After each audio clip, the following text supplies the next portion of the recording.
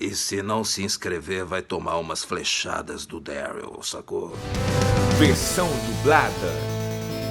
Gente, eu tô aqui de volta com esse formato de videochamada, que é um formato de gravação que eu faço com as pessoas que moram longe de mim. Então eu queria muito pedir desculpas por vocês pela demora em fazer esse tipo de vídeo, mas é aquilo, né? Tem que conciliar o horário, a agenda, a edição, enfim, mas estamos de volta.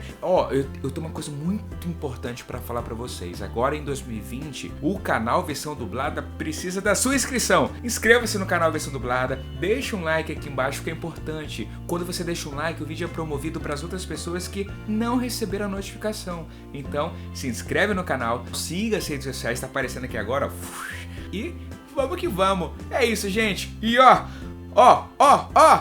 olha com quem eu tô, gente! Silvio Giraldi, muito obrigado por ter aceitado o convite de participar aqui no canal. Eu que agradeço, é um prazer pra mim, acompanho o canal daí, é show de bola, acho que é um dos canais mais importantes no segmento da dublagem. É um canal que defende, apoia e luta pela qualidade no nosso trabalho. Então, acho que é sempre um prazer pra mim falar de dublagem, é um assunto que eu trabalho, adoro. Eu já comecei emocionado aqui. Poxa, muito obrigado, de verdade.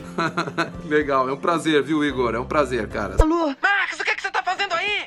PJ? Você já tá atrasado 1 hora. O quê? Eu quero começar a falar sobre a minha franquia favorita. Não sei se você vai lembrar o seu personagem em Dragon Ball GT, você lembra? Então, cara, eu fiz algumas participações no Dragon Ball, né? Você sabe que nesse segmento de anime, eu sempre me considerei de um segundo escalão da dublagem, assim. Eu sempre me considerei um dublador, assim, quando aquele primeiro time não pode, ele chama o Silvio Giraldi que resolve. Eu tenho algumas frustrações, assim, de fazer parte de uma geração que dublou, por exemplo, o Cavaleiros do Zodíaco, o Dragon Ball, e nunca tive um personagem maior. Eu sempre fiz participações, pequenas participações em franquias que eu queria ter tido um papel, sabe assim? Apesar de já ter feito muita coisa legal. Então, eu fiz eu tinha feito o Whis das Forças Especiais Guinil. A incandescente massa vermelha das forças Guinil!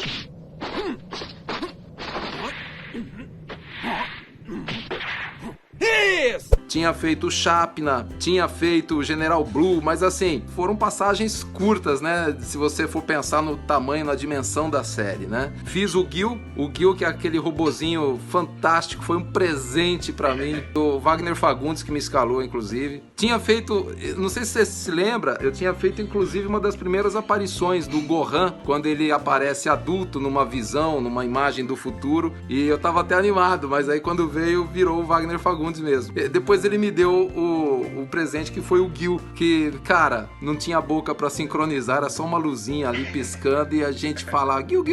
Eu adorava fazer aquilo, entendeu, cara? Adorava.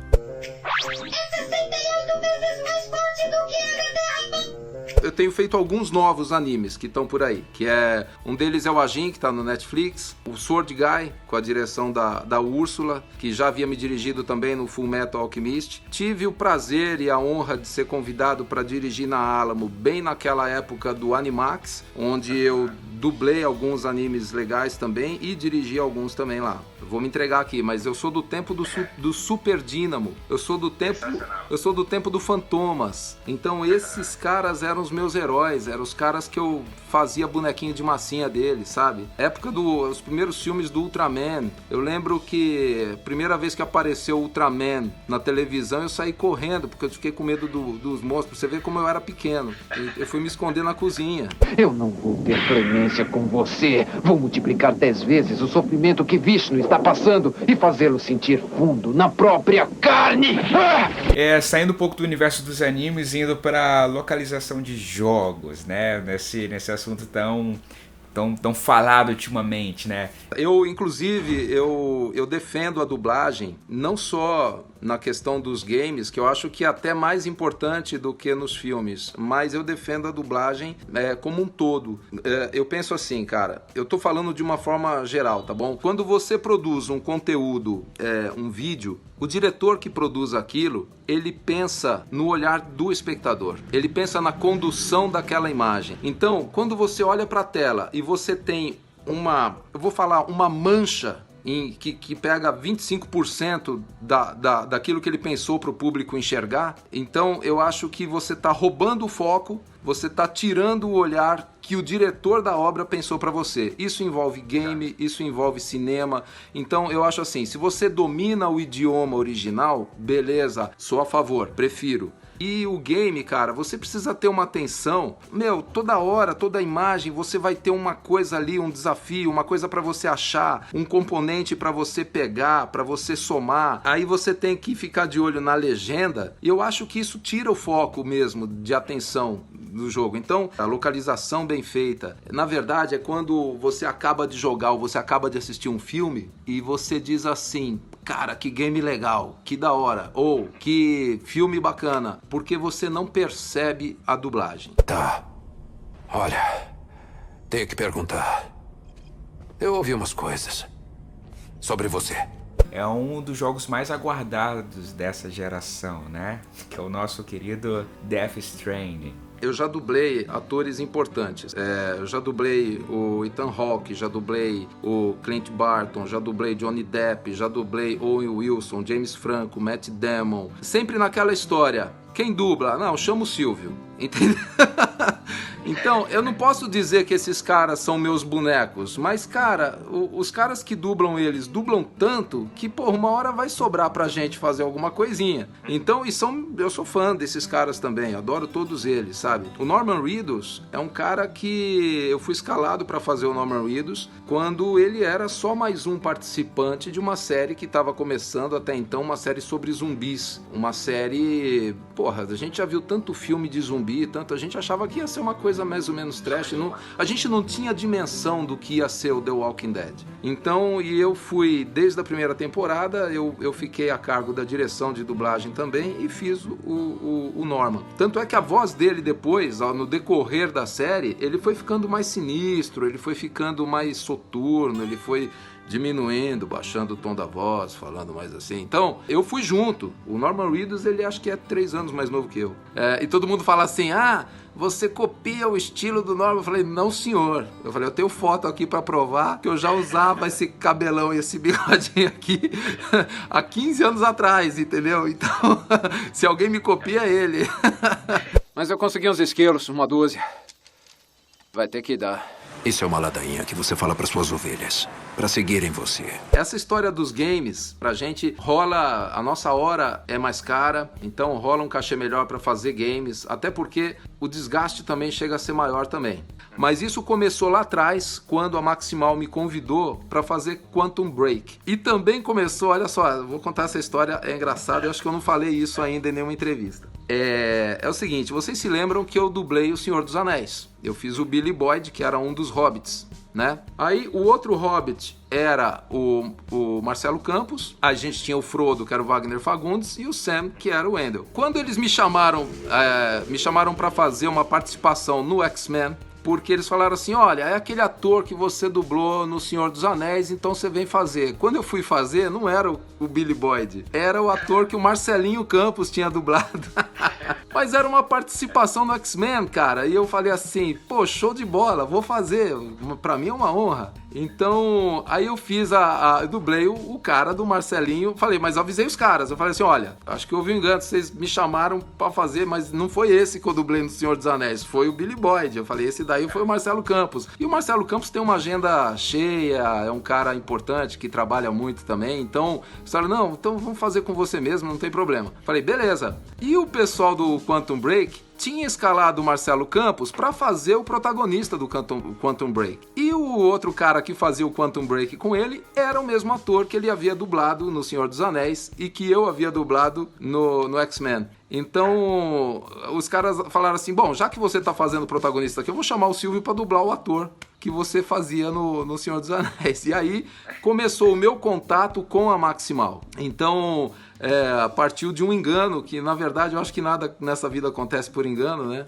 Eu acredito muito no destino, essas coisas de predestinação. E aí começou um contato legal, eles curtiram o meu trabalho lá e me convidaram para fazer um teste para um outro game, que acho que era o Gears of War. E aí eu comecei a dublar o JD Fênix do Gears of War. Logo em seguida veio o Far Cry, que, cara, eu adorei fazer aquele jogo também. Em termos de interpretação, se você falar assim, pô, desafio para ator, foi fantástico, né? Ter dublado o John Seed, James Seed. O James era o principal, o John Seed era o irmão mais novo, né? Então, que é o primeiro boss do jogo, né, cara? E logo depois veio o God of War, cara, que pra mim, assim, é um marco, sinceramente, essa coisa de ter feito o Baldur. Foi fantástico, cara. Sempre achei que a sua espécie fosse tão iluminada, tão superior a nós, tão inteligente. E então vejo você escondido aqui no mato, feito um covarde. Eu acho que você tem uma aproximação com droids, né? Você sabia que não era eu? O Rogue One, pra mim, foi uma outra realização. Quando o Star Wars estreou em 1977, eu tinha 10 anos. Eu vi o meu pai se arrumando pra ir no cinema sozinho pra assistir o Star Wars. O meu pai colocou um casaco, o casaco mais bonito que ele tinha. Eu falei assim, porra, pai, me leva, eu quero ver esse filme.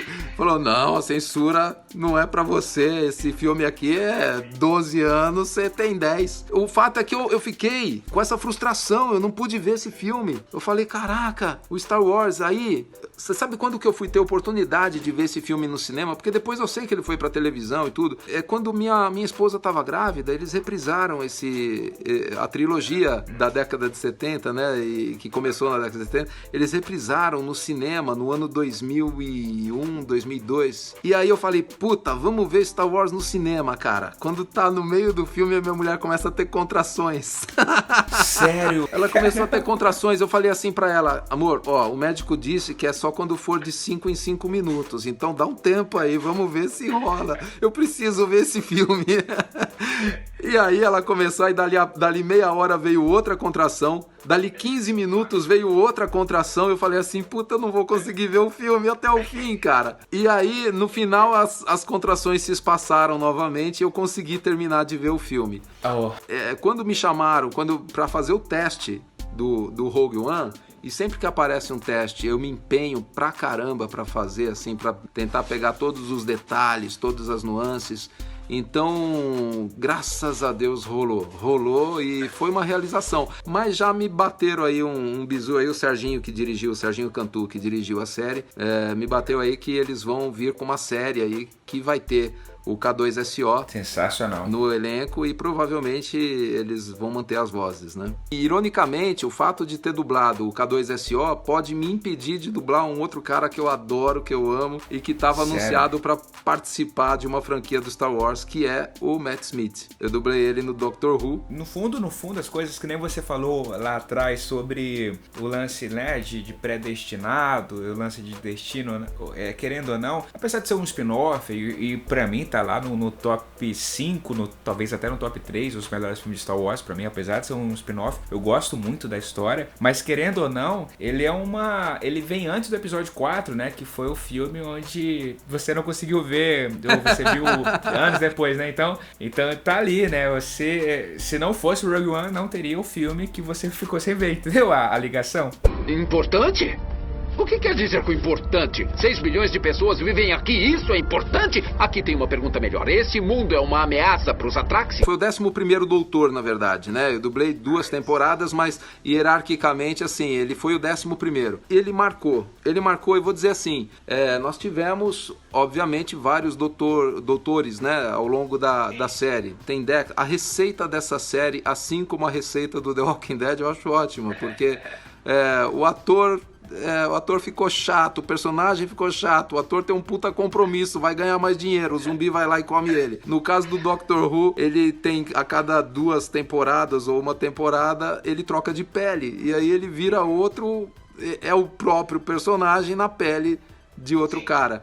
Então é uma receita fantástica que possibilita o convite a grandes atores, e o Matt Smith, com certeza, ele era um ator antes do Doctor Who e outro depois, porque eu acho que ter feito Doctor Who abriu muitas portas para ele. Então eu dublei reality shows, ele dando entrevista por causa do Doctor Who.